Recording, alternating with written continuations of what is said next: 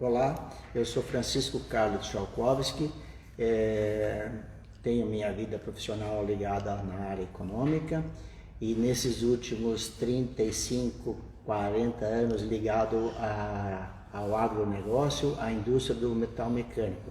Agradeço o convite aqui da Associação Comercial, ao nosso presidente Michel, como fazendo parte da diretoria, tenho uma consideração e um agradecimento muito especial pelo convite. Olá, muito bom dia a todos. Essa é a live das 10h30 da SIC, hoje segunda-feira, 26 de outubro de 2020.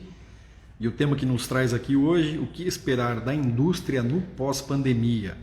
O nosso convidado é o Francisco Carlos Tchaikovsky, que é economista com 11 anos de experiência no mercado financeiro e mais de 40 de atuação na área industrial. Ele é o atual vice-presidente da SIC para assuntos da indústria. Quero agradecer a todos que nos acompanham pelas plataformas da SIC Cascavel no Instagram e também no Facebook. Muito obrigado. Sr. Francisco, essa é uma crise única, particular e muito diferente, né? Como, de uma forma efetiva, a pandemia impactou o setor industrial? Essa pandemia realmente foi surpresa para todos os segmentos, né? Tem segmentos que sofreram muito e tem segmentos que ainda não retomaram a sua trajetória, seu mundo de negócios. Mas falando um pouco dessa pandemia, o empresário teve que se reestruturar, se reorganizar, pensando como sair desse momento difícil para que as suas empresas não venham a fechar, como tantas fecharam nesses últimos 7, 8 meses aí, que a gente tem números grandes, grandes volumes desapareceram do mercado de trabalho e desapareceram na área de produção. Muito bem.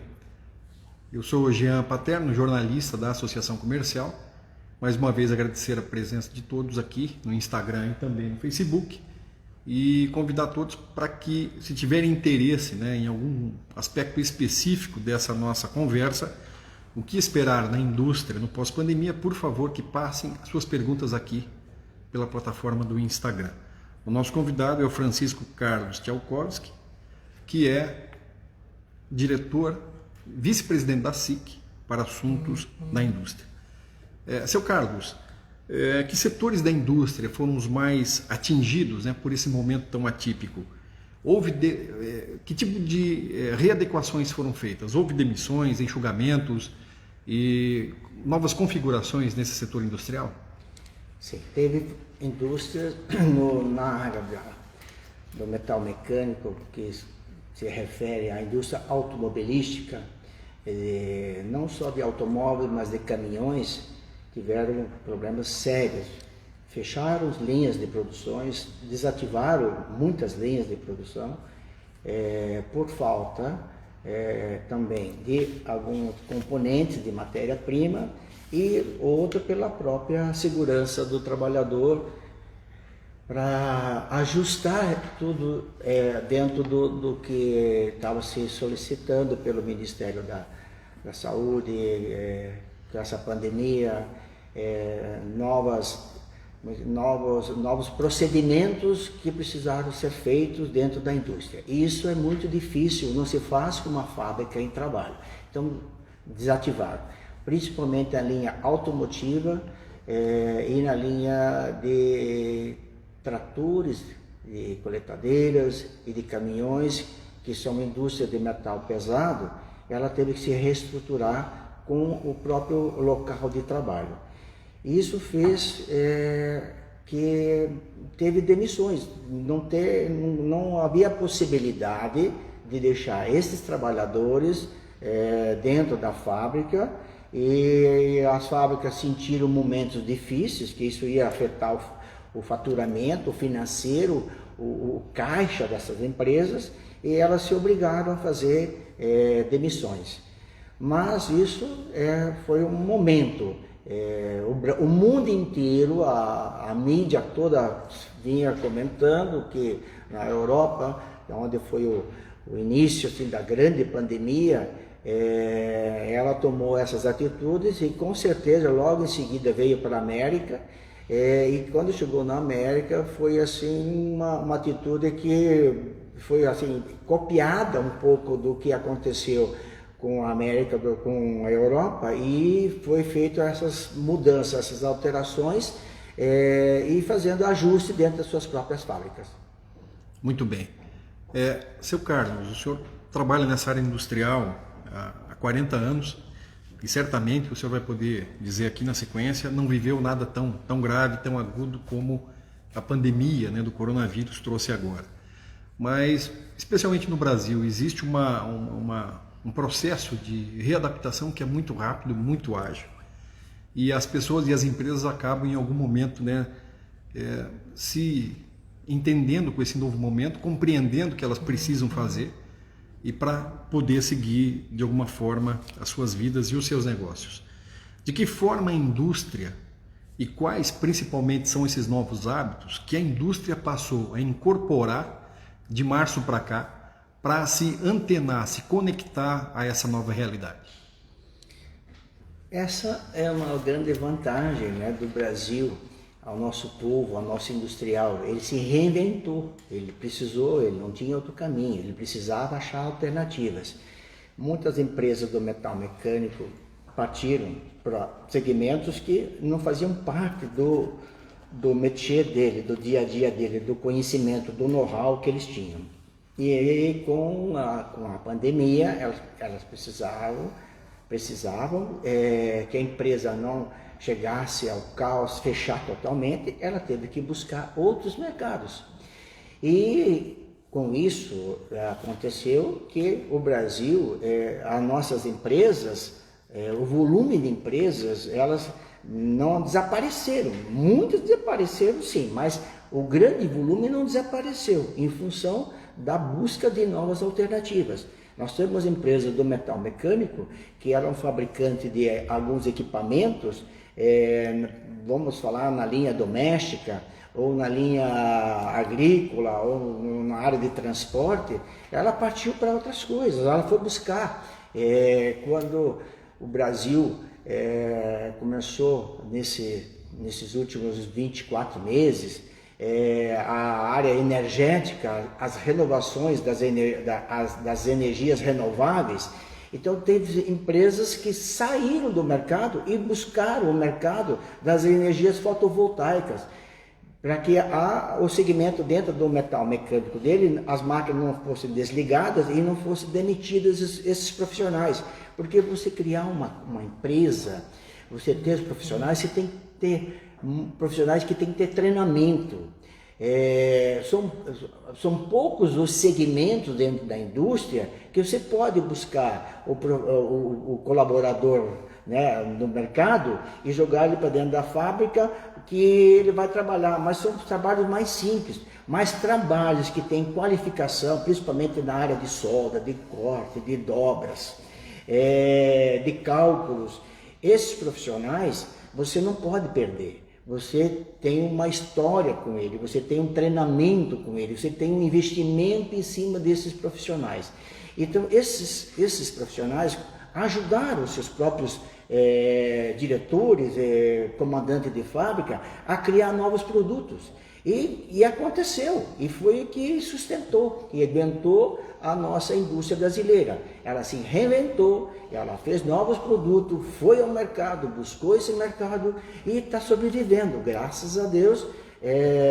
Isso é um pouco do nosso estilo, da nossa, como é que eu vou dizer assim a palavra, que está dentro do nosso empreendedor. Ele busca, ele não se acomoda, ele vai atrás, ele precisa manter a empresa dele de pé. E com isso ele tem umas criatividades que são poucas são poucos os países que têm isso. Geralmente o mercado europeu e o mercado asiático, eles são muito mecânicos, é aquilo e eles não mudam de rumo, eles mantêm aquilo e vai naquele segmento, passam dificuldade, mas eles não criam. E o nosso povo brasileiro, o nosso povo aqui da América, ele cria, ele dá um jeito e consegue salvar e se sobressai no mercado como ele precisava ter o seu caixa mais fortalecido. O que esperar da indústria no pós-pandemia é o assunto da nossa live das 10h30 da SIC, desta segunda-feira, 26 de outubro de 2020. O nosso convidado, economista com 11 anos de experiência no mercado financeiro e mais de 40 de atuação na área industrial, é o atual vice-presidente da SIC para assuntos da indústria, o Francisco Carlos Tchaikovsky. Então você que nos acompanha, às vezes eu vou chamar ele de Francisco, em outras de Carlos, mas raramente de Tchaikovsky, porque o sobrenome austríaco dele é um pouco complicado. Mais uma vez, em nome do presidente Michel, do vice Genésio Pegoraro, agradeço. E nós dividimos aqui, hein, seu Carlos, o nosso encontro em alguns momentos específicos. Num primeiro momento, tratando da questão que é mais pontual e urgente por momento, que é o impacto específico da pandemia na indústria. No segundo momento, a gente vai tentar entender como está a indústria hoje no Brasil, não analisando especificamente o efeito da pandemia, né, que é um fator inesperado de 7 a 8 meses para cá, e no terceiro momento, aí sim, a indústria e a expectativa que se tem para o pós-pandemia. Então, nesse momento, seu Carlos, a gente vai tentar entender um pouco mais o momento histórico da indústria. Eu vi uma pesquisa feita por alguns especialistas, eu até quero que o senhor diga aqui se isso realmente confere, dizendo que houve, nas últimas décadas, uma inversão importante nessa questão do PIB brasileiro entre indústria e agronegócio. A gente não quer aqui, em momento nenhum, que um seja concorrente do outro, muito pelo contrário, porque os dois são igualmente importantes e fundamentais no processo de construção da economia brasileira, mas o que os números mostram, isso precisa ser analisado até para que se faça correção de rumos dos dois setores, né? A indústria lá atrás era muito forte, respondia por aproximadamente 40% do PIB e o agronegócio em torno de 20%, né? E mais recentemente essa posição mudou, né? Então, o que aconteceu efetivamente? Essa inversão existe e como está a indústria brasileira hoje, hein, seu Carlos? Muito bem a pergunta do nosso jornalista, Jean. Esse é um assunto interessante, né? Isso aconteceu, lógico, com esse governo, com esse ministro que nós temos aí, Paulo Guedes, uma pessoa muito preparada, conhecedor do mercado internacional, conhece o mercado, no nosso mercado interno, e isso se deve à economia brasileira com o ministro. O dólar é a grande chave disso tudo. Ele deixou o mercado livre do dólar, ele está solto, e isso criou grandes atrações para o agronegócio. Não vamos criar conflito nem na indústria automotiva, nem na linha branca, toda a indústria traz economia para um país, tanto dentro do mercado interno como no mercado externo. Mas vou falar um pouco para o grande mercado lá fora, o mercado externo. Porque a virada da indústria, que era o grande negócio brasileiro, para o agronegócio. Claro, que todos os segmentos veio para cima. A vocação brasileira é a agricultura. Nós temos terras férteis, grandes, enormes fazendas, com uma produtividade muito boa. A gente tem um órgão de pesquisa que são poucos no mundo que tem toda essa capacidade, que é a nossa Embrapa, onde ela pesquisou grandes variedades de sementes, com grandes produções, com resistência a solos não tão férteis, a níveis pluviais com baixas queda de chuva, com pouca chuva, e ela dando uma resistência boa com uma boa produtividade.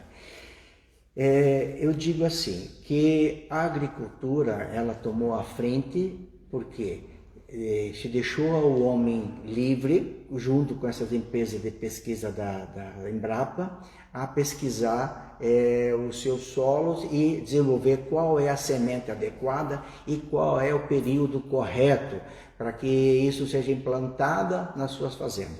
E automaticamente a nossa produção ela veio crescendo de 100 milhões de toneladas, 150, 200, a 220 e assim vai, entendeu? Nós temos assim o caso do soja. Hoje nós já somos o maior produtor de soja no mundo, né?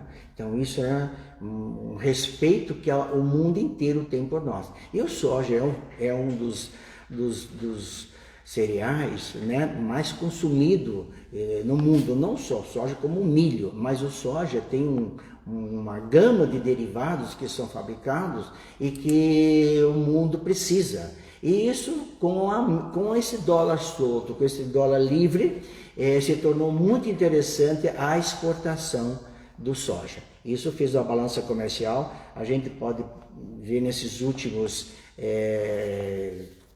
12 meses, 14 meses, que a nossa balança ela é positiva, ela não tem déficit, ela tem mais exportação do que importação. É dinheiro novo que está entrando dentro desse país. Isso está mostrando que realmente a vocação brasileira da agricultura é muito boa. Nós precisamos trabalhar com muita força e continuar com esse caminho. Respeitando a nossa outra indústria, que também é forte, mas o agronegócio é a vocação do Brasil. E são divisas que são importadas de outros países, como da Europa, como da Ásia, né? A China, que é a grande compradora. Então nós temos que também ter reconhecimento, respeito a esses países que estão nos fortalecendo o nosso caixa, a nossa balança comercial positiva cada dia mais. E o que aconteceu com a indústria do agrometal?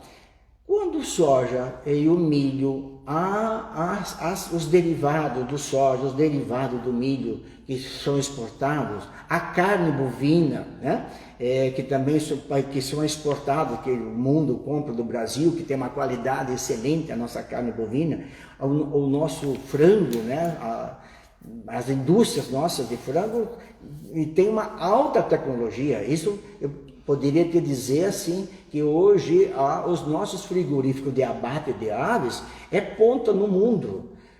Todas elas têm um know-how, um conhecimento, todas investiram com grandes equipamentos, modernos equipamentos, e com segurança que esse produto chegue na Ásia, que chega na Europa ou na América do Norte com uma qualidade. Nosso produto lá fora é muito respeitado. Então o que aconteceu?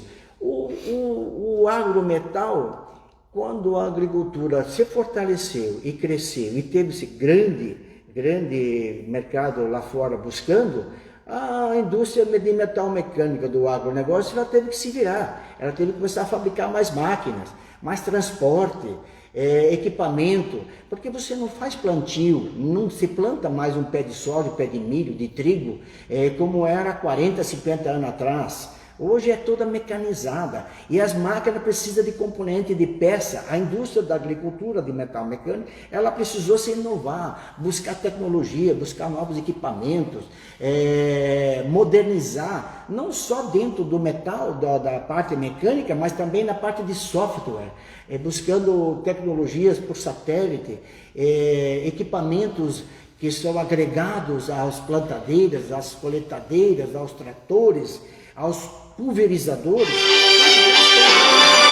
de tecnologia que são softwares que são implantados dentro dessas máquinas e que isso dá um resultado excelente.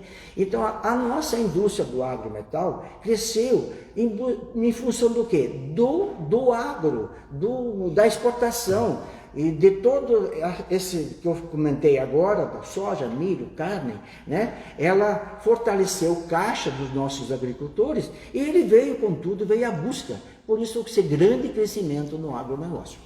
Nós temos um comentário aqui, seu Carlos, do Valdinei Bobato, ex-presidente desta casa, quem Desde já agradeço a audiência, obrigado, Bobato.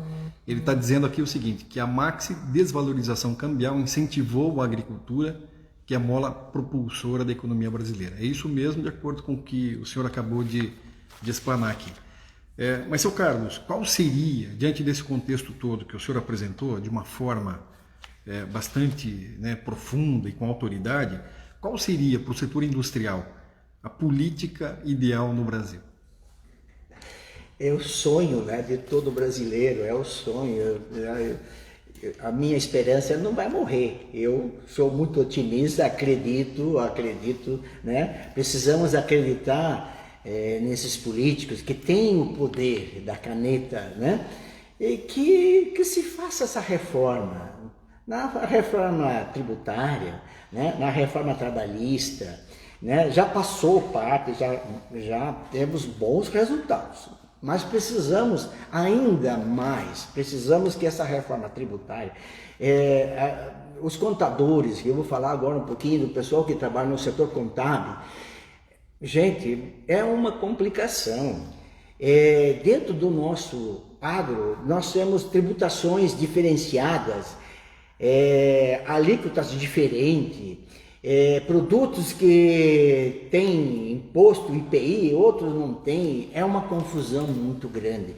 Então nós precisávamos que esses políticos que estão lá, que eles, sei lá, que chegasse até as bases, ao interior, aonde está a grande produção, que venha, que desça aqui para o Paraná, que faça uma visita às regiões produtoras do Mato Grosso, do Rio Grande do Sul, né? Que ouça, escutem, que venha ver a dificuldade, como é difícil trabalhar dentro dessa área tributária, complicadíssimo, que essa reforma venha, que ela não fique só na conversa, que vai hoje, daqui a pouco passa para outra semana, daí na outra semana passa para o mês seguinte, daí no mês seguinte já acontece agora é férias, ninguém vai trabalhar, já virou o ano, e assim vai. Isso é muito desagradável, muito triste para o empresário. Facilitem a situação dos nossos contadores, dos homens que trabalham nas ciências contábeis, até os próprios jurídicos, né? Existe tanto embrólio, tantas coisas que não funcionam, que precisaria ser ouvida nas bases. Então nós precisamos que as pessoas que estão lá, os assessores desses políticos, se atentem, saiam de dentro daqueles gabinetes, né, dos ares condicionados, das mordomias, e venham aqui até o interior, ouvir o que nós precisamos, qual é a verdadeira reforma tributária que tem que ser feita, tanto na trabalhista também, porque tem setores, por exemplo, que tem desoneração de folha de pagamento. São 18, 19, não sei precisar exatamente. Mas o nosso segmento não tem desoneração de folha. Por que não se cria para o Brasil inteiro uma política só? Olha, eu diria assim, a hora que essa desoneração, que essa reforma da reforma trabalhista e tributária, eu tenho certeza que esse país cresce, esses 10, 12, 14 milhões, um fala 10, daqui a pouco fala 12, daqui a pouco falam 14 milhões, eu não sei aonde está todo esse povo desempregado, mas dizem os grandes jornais, a grande mídia fala que tem essas pessoas desempregadas. Eu tenho certeza que uma reforma, esse povo vem tudo para o mercado de trabalho. Nós aqui, nossa região oeste do Paraná, nós somos uma região privilegiada. Aqui nós estamos à busca de trabalhadores. Nós temos vaga em aberto. Aqui o oeste do Paraná tem um monte de vaga em aberto e não tem pessoas para trabalhar. As pessoas que estão aí na fila para receber seu benefício, elas não têm interesse em voltar para dentro do trabalho. Ela fica aí na situação como freelance, buscando pequenos trabalhos lá de motoboy ou trabalhando nesses aplicativos de Uber, ganhando aquele benefício que o governo está dando. E enquanto isso, nós lá dentro da fábrica estamos aí à busca. Eu tenho certeza que tem muitos empresários que estão me ouvindo aqui agora, vivem a mesma situação que a minha, tá? E nós não estamos buscando nem pessoas qualificadas. Nós estamos dando treinamento dentro das nossas fábricas. Estamos trazendo esse povo que está aí na rua e dando treinamento para que ele se torne um profissional. É isso que está acontecendo aqui na nossa região oeste do Paraná. Eu falei com alguns empresários, alguns amigos que estão na mesma situação que a minha. Não tem pessoas para trabalhar.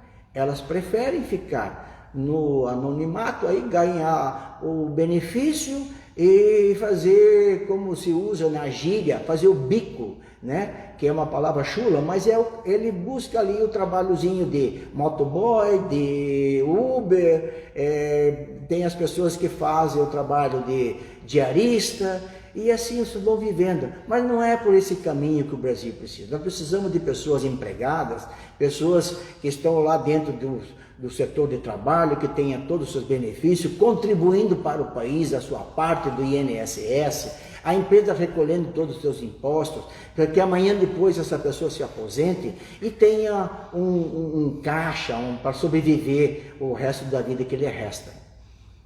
Essa é a live das 10h30 da SIC, hoje, segunda-feira, 26 de outubro de 2020, e o assunto: o que esperar da indústria no pós-pandemia, e o nosso convidado é o vice-presidente da SIC para assuntos da indústria, o Francisco Carlos Tchaikovsky. Seu Carlos, pegando um gancho no que o senhor acabou de falar e que realmente faz voz ao que todos os empresariados e as entidades buscam, né? Que é ressaltar a necessidade das reformas, né? Existe uma expectativa muito grande para que elas fossem aprovadas neste ano de 2020, infelizmente não. O Paulo Guedes já está admitindo que deverão ser votadas em 2021, mas o que eu pergunto aqui para o senhor é o seguinte: o senhor enxerga nesse Congresso um interesse cívico de realmente fazer com que essas reformas aconteçam? Infelizmente eu não acredito. Eu sou uma pessoa de fé, eu sou otimista, mas eu não vejo assim que a vontade deles fazer essas reformas não vai acontecer. Existe muito jogo, muita negociata, situações que aparecem de emergência, confusões com o Supremo Tribunal, criam confusões com o presidente, confusões com os assessores e com os ministros, né? Então, estou sempre criando situações para que fique camuflado esses dois as duas grandes reformas que o Brasil precisa passar. Infelizmente, eu não acredito. Vejo isso com tristeza, vejo a vontade do nosso ministro Paulo Guedes, vejo a vontade muito grande do nosso presidente Bolsonaro que isso aconteça. Tem alguns ministros, alguns senadores, alguns deputados que realmente eles são pessoas que são empenhadas, que elas no paralelo dele, da vida deles, também são empresários. Eles sabem da dificuldade, como é difícil ser empresário nesse Brasil. Mas o grande volume que está lá, eu não vejo essa vontade.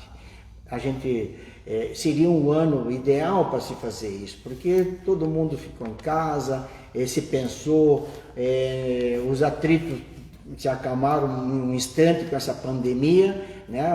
Houve assim uma confusão muito grande com o Ministério da Saúde, com o Ministério, né? Com troca de ministro, e vai outro, e as confusões, a grande mídia criando sempre obstáculos em cima dessa pandemia, mas eu vejo assim, era hora de se fazer e não aconteceu, infelizmente. Já estamos terminando o ano de 2020, e 2021 já é um ano que com certeza já entra com bastante confusões também. Eu acho que nós vamos passar mais esse governo Bolsonaro aí e vamos estar chegando, finalizando e com poucas coisas que realmente vão beneficiar o nosso empresário brasileiro. Não só o empresário brasileiro, mas também a todos que vivem nesse Brasil, que todos eles, queiram ou não queiram, fazem parte do nosso métier aqui, da nossa vida cotidiana. Essa é a live das 10h30 da SIC. Mais uma vez quero agradecer a todos que nos acompanham. pelas plataformas da SIC Cascavel no Instagram e também no Facebook. Muito obrigado por nos acompanharem. O nosso entrevistado de hoje tem 40 anos de atuação na área industrial, fala com autoridade. Ele é natural de Blumenau, tem 64 anos, é pai de 2 filhas e mora há 42 anos em Cascavel. Francisco Carlos Tchaikovsky. Diante de concorrentes mundiais tão agressivos, né? Principalmente a China, que vem com uma gana tremenda para cima do mundo, o que é possível fazer de uma forma prática e rápida para tornar a indústria brasileira ainda mais competitiva? Muito bem. Essa foi uma pergunta que tem uma importância muito grande para o Brasil. Nós temos uma grande vantagem. Na indústria, vou trabalhar, agora vou falar muito sobre o metal mecânico. O que o metal mecânico tem? Nós temos os grandes minérios. O Brasil é um dos países que tem minério à vontade. No norte do Brasil, as Minas Gerais, o Pará, o Mato Grosso, né? Tantos estados ainda que não foram nem descobertos e com certeza nós temos os minérios. Mas o Pará se tornou o grande produtor de minério, está lá. Tá? E as Minas Gerais, que foi um estado que realmente é histórico, que está lá o ferro. E o ferro é a base de toda a construção, de um automóvel a um avião, né? Que o avião usa o alumínio, que é a bauxita, que nós somos riquíssimos na produção da bauxita, e o ferro gusa, que é o grande material que o Brasil tem. O que o Brasil precisa fazer um pouco agora? Eu vejo assim, a China, ela tem 1 bilhão e 500 milhões de pessoas. Ela precisa trazer para o país dele produzir, atravessar todo esse mar, 45 dias, dependendo até um pouco mais, um pouco menos, navios mais modernos até fazem um pouco menos.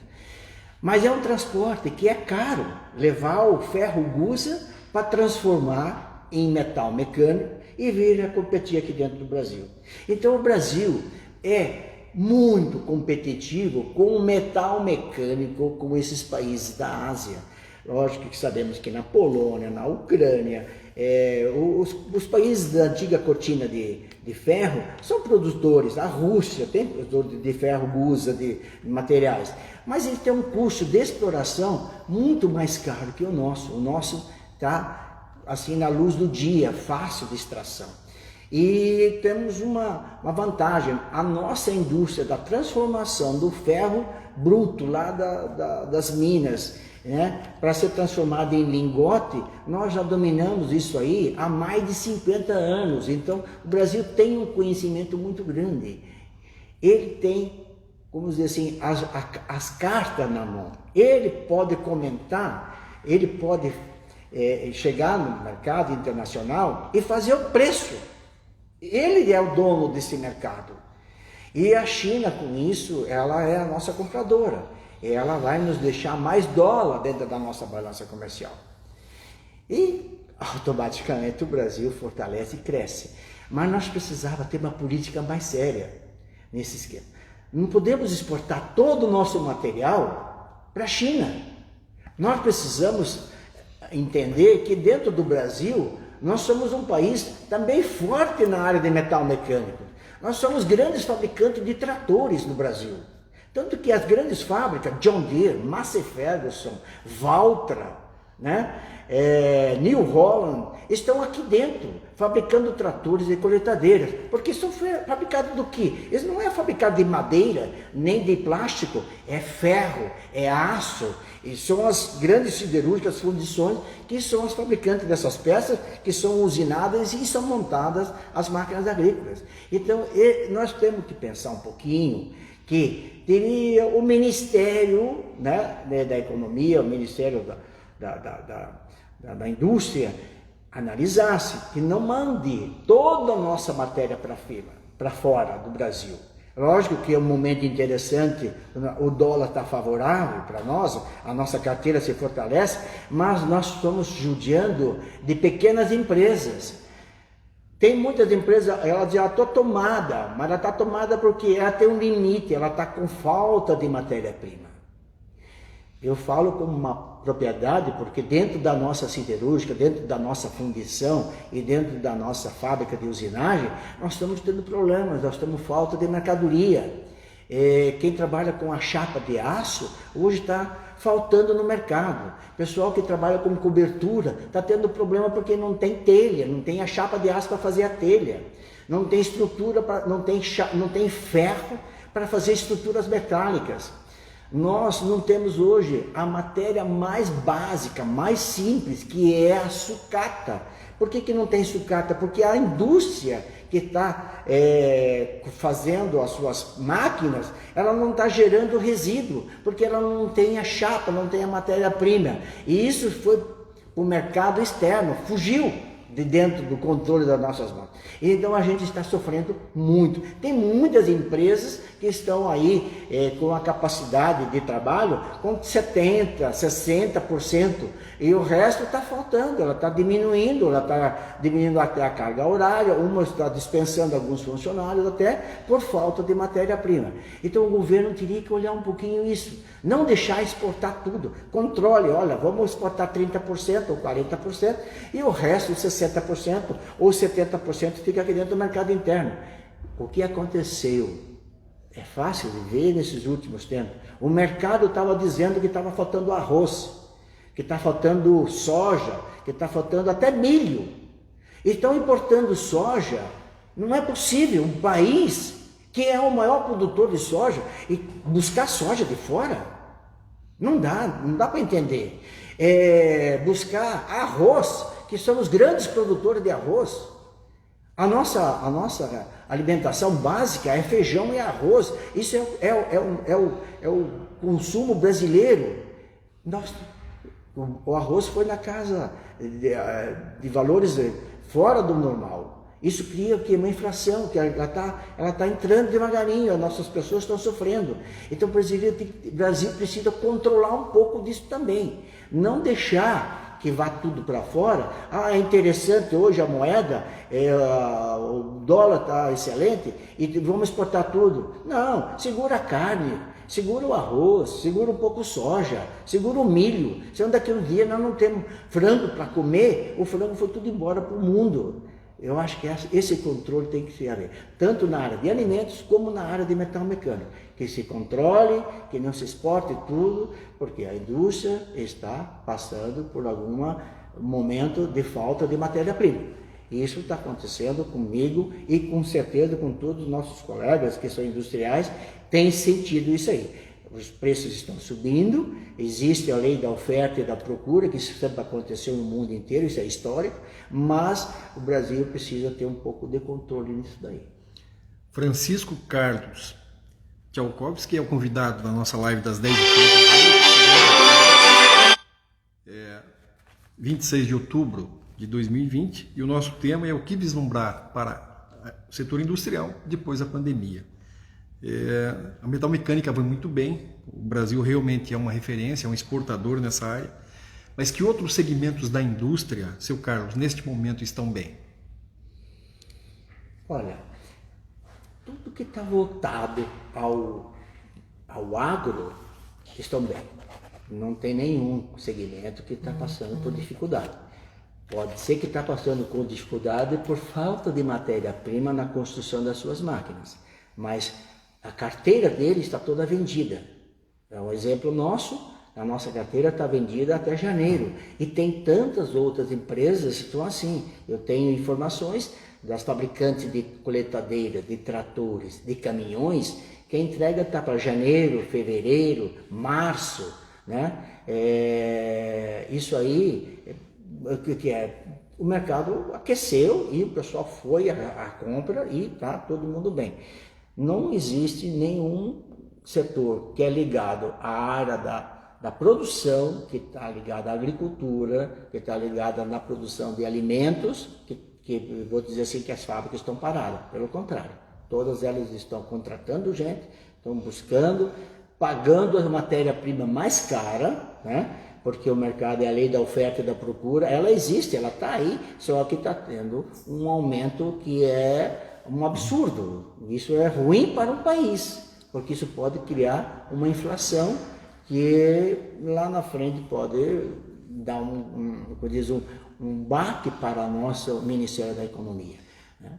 Seu Carlos, ouvindo o senhor aqui apresentar tão bem esses assuntos ligados à questão da macroeconomia, me veio aqui em mente uma outra preocupação que especialistas estão sondando, tem muita gente escrevendo, falando e alertando sobre isso, que é, de certa forma, a China é um grande parceiro comercial brasileiro, atualmente é o maior, mas o alerta é o seguinte, que existe um risco de se tornar dependente demais da China.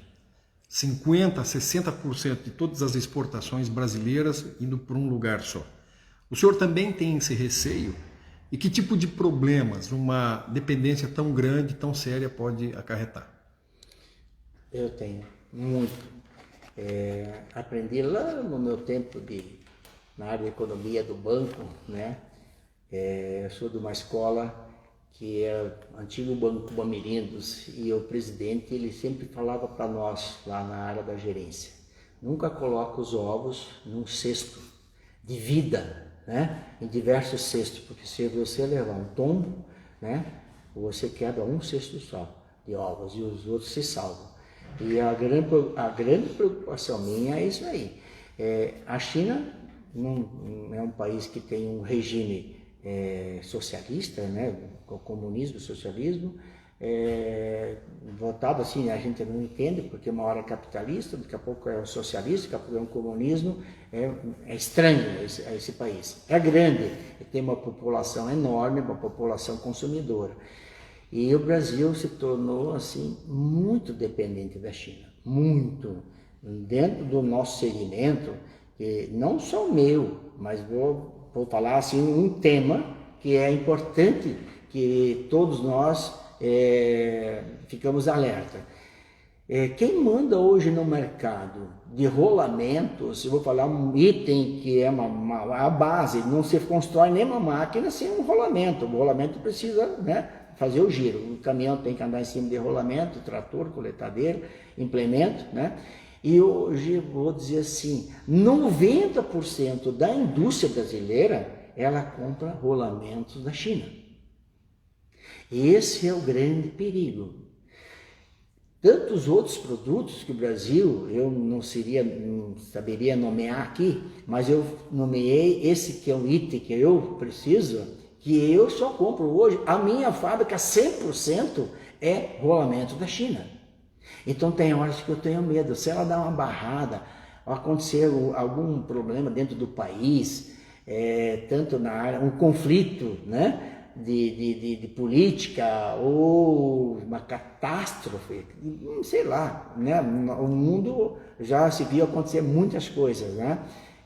Até uma própria guerra dentro da China, não está livre disso, né? Um dia pode acontecer. E o Brasil dependente tanto assim da China é muito perigoso. Eu tenho muito medo com essa dependência muito grande da China. No momento é interessante, é ótimo, eles têm bons preços, porque a China tem uma política de trabalho muito diferente do que a nossa. Os custos do trabalhador, custo hora de um chinês é muito barato frente a um custo hora de um trabalhador brasileiro, pelos encargos, né? Não pelo que o salário que o nosso colaborador tem, mas tudo aquilo que são depositados para o governo, o custo desse governo é caro, se torna cara a hora de trabalho de um funcionário. E a China tem essa vantagem, ela tem um preço barato e ela vem invadindo o mercado com todos os produtos. A gente tem exemplo, por exemplo, aqui nosso vizinho Paraguai, ele tem dependência praticamente 100% dos produtos chineses. Muito bem, essa é a live das 10h30 da SIC. Quem nos acompanha hoje é o vice-presidente da entidade para assuntos da indústria, o Francisco Carlos Tchaikovsky. Depois dessa, eu falei umas 20 vezes Tchaikovsky, eu não vou esquecer nunca mais, viu, Carlos? Brincando um pouquinho aqui, Então eu vou antecipar um tema que eu estou com receio do nosso tempo acabar e de repente se a gente não tocar nesse assunto a live vai ficar incompleta. Mais uma vez agradecer a todos que nos acompanham aqui no Instagram e também no Facebook. Em nome do presidente Michel Lopes, do vice Genésio Pegoraro, agradeço a todos. O que esperar então, seu Carlos, do setor industrial brasileiro depois da pandemia? Com essas lições todas que o senhor discorreu aqui, né, que foram enfrentadas e algumas delas aprendidas e outras tornadas em hábitos, o que pode se vislumbrar para a indústria do Brasil depois que essa situação tão atípica e incomum passar? Olha, nós aprendemos muito com essa pandemia. Foi um aprendizado para o empresário, para o colaborador, por todos os segmentos, né? Tivemos que mudar de hábitos, né? Usamos até a máscara, né? Até então a gente dentro da fábrica usava a máscara, aqueles profissionais, aquelas pessoas que eram obrigadas a usar por produtos que talvez tinham uma certa complicação para a saúde humana, né? Mas nós não, hoje usamos todos, né? Saímos na rua, né? E estamos usando a máscara. Então isso foi um aprendizado para todo mundo. Mas eu vejo assim, essa pandemia nos ensinou a gente se reinventar, a fazer novas mudanças dentro da empresa, melhorando o layout de cada fábrica. Isso foi uma coisa muito boa. Melhorando o trabalho dos colaboradores, eles até se tornando mais produtivos, porque nesse momento que o Brasil teve que fazer essa mudança, muitos processos que estavam aí, às vezes, foram quebrados paradigmas. E quando se quebra paradigmas, você muda muita coisa, você se torna uma pessoa mais eficiente, porque os costumes velhos, né, a gente vai aprendendo do pai vai passando para o filho vai passando para os netos, e está errado. E com essa pandemia mudamos, aprendemos, e nós velhos, nós já mais maduros, os mais jovens, tiveram que se organizar, se entender, partir para essa nova situação de vida, que é a pandemia. Ensinou muito e estamos muito bem, graças a Deus. Eu digo assim, o mercado, todo o segmento, que não é só do agronegócio, o comércio, como é que eu vou dizer, as prestadoras de serviço, as empresas que fazem os salões de beleza, né? Enfim, todo o comércio mudou muito. Isso foi para o bem, tá? E o uso da máscara, eu vou falar assim uma coisa até particular minha, até, que foge um pouquinho do tema. Mas com o uso da máscara, esse ano eu não tive nenhum resfriado, né? E que todo ano eu sempre pegava um resfriadinho de um do outro, porque a gente convivia com pessoas que estavam contaminadas, né? E com essa máscara isolou, e eu passei bem, graças a Deus. Me ensinou mais uma coisa, que a máscara, ela veio uma coisa muito boa também, não só para proteger o nosso vírus, mas também de pessoas que às vezes têm um pequeno resfriado, que passava para você, que você ficava ruim, acabava até às vezes ficando um dia em casa ou tendo mal-estar. E foi muito bom, muita coisa aconteceu e que eu estou feliz por isso também. Então, para a gente encerrar, seu Carlos, tem duas questões aqui que eu considero importantes e que vão complementar essa live tão esclarecedora, com informações tão pertinentes. Primeiro, como é que está a questão da qualificação profissional na área industrial? O que poderia ser feito nesse sentido? E como andam as relações da indústria com o meio ambiente? Eu sei que o senhor faz parte, inclusive aqui na SIC, de uma câmara criada pela entidade para discutir esses assuntos ambientais. Olha, eu queria comentar um pouquinho sobre essa Câmara Técnica do Meio Ambiente, né? Importantíssimo. Nós somos seres humanos, convivemos em aldeias, convivemos em sociedade, e que cada um fazendo a sua parte, cuidando do seu habitat onde vive, né? Nós com certeza vamos ter uma condição assim de vida, viver nesse mundo muito bem. Precisamos cuidar da nossa água, das nossas residências, tantas doenças, né, que a gente sabe que está aí, esse mosquito da dengue, né? Ela foi até um pouco abandonada em função da grande mídia, da grande pandemia que aconteceu com esse Covid-19. Mas sabemos que a dengue está aí, ela mata, ela também tem um volume de pessoas que partiram dessa vida por causa dessas dengue. Então, se cada um de nós cuidar do nosso quintal, né, da nossa rua, fazer a coisa certa, guardar o lixo, que é lixo, né, o que é renovável, num cesto, num container que é renovado, nós vamos ter um mundo muito bom. Eu vejo que nesses últimos 20, 30 anos, o Brasil e o mundo evoluiu. Toda a mídia sempre batendo forte em cima do meio ambiente. Isso é importante, porque às vezes cai no esquecimento e voltamos de novo a sacrificar o nosso habitat.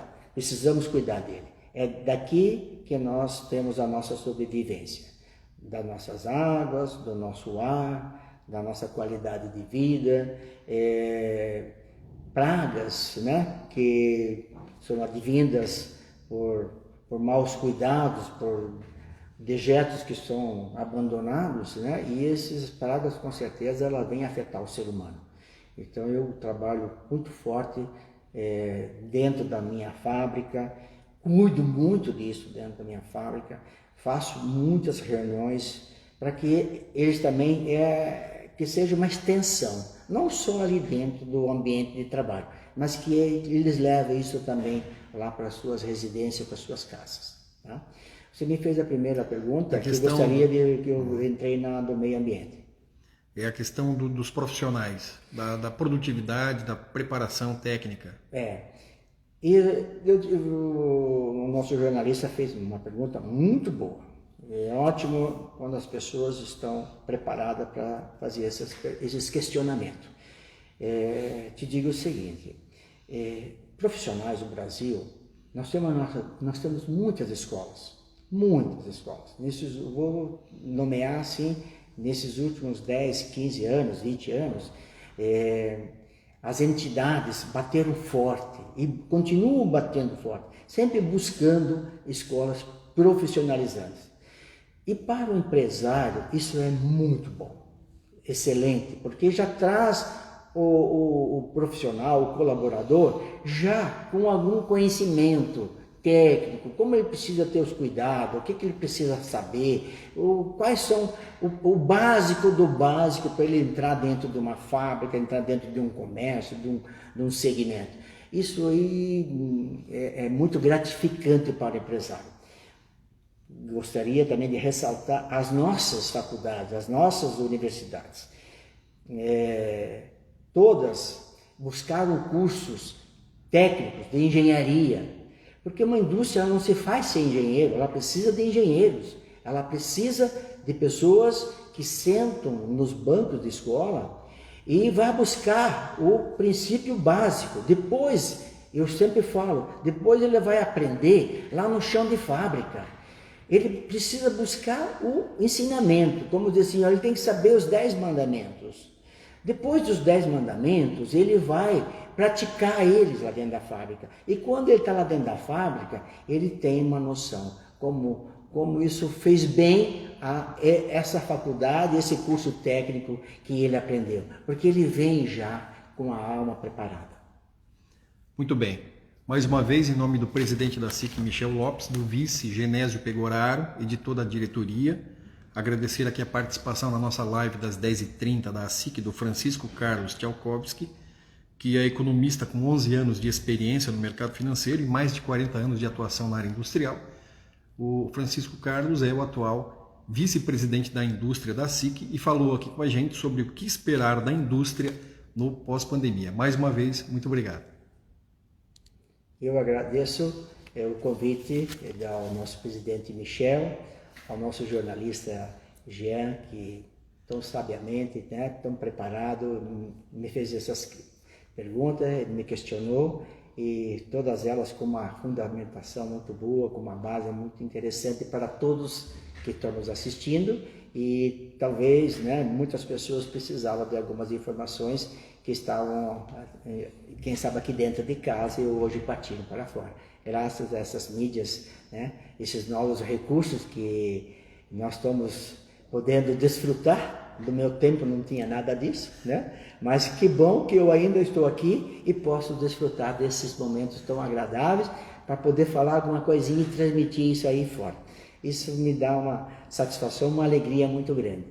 E dizer, eu estou à disposição, sou um entusiasta na área do metal mecânico, gosto da transformação, amo aquilo que faço. Tenho um carinho muito especial também aqui pela casa, porque ela me abriu, me deu condições de falar e transmitir algo que a gente faz no dia a dia e que a gente possa dizer assim para outros colegas aqui o que acontece. Se tornar interessante, alguém queira aproveitar, eu estou à disposição para qualquer momento de conversa, à disposição, me convide, né? Sou um companheiro, luto meu dia a dia e tomara a Deus que o Brasil continue nesse caminho, buscando o caminho de bons políticos. Nós vamos ter agora a eleição para prefeito e para vereadores, né? E que cada um de nós façamos um exame de consciência, analisamos com muito cuidado quem são os nossos próximos administradores do nosso município. Muito obrigado mais uma vez, agradeço o convite. Mais uma vez, obrigado ao Francisco Carlos Tchaikovsky, que é o vice-presidente da SIC para Assuntos da Indústria, e quero agradecer quem nos acompanhou aqui no Instagram e também no Facebook, e lembrar a todos que esse conteúdo vai ficar à disposição para consultas, né, permanentemente lá no canal da SIC Cascavel no YouTube. Muito obrigado e até a próxima.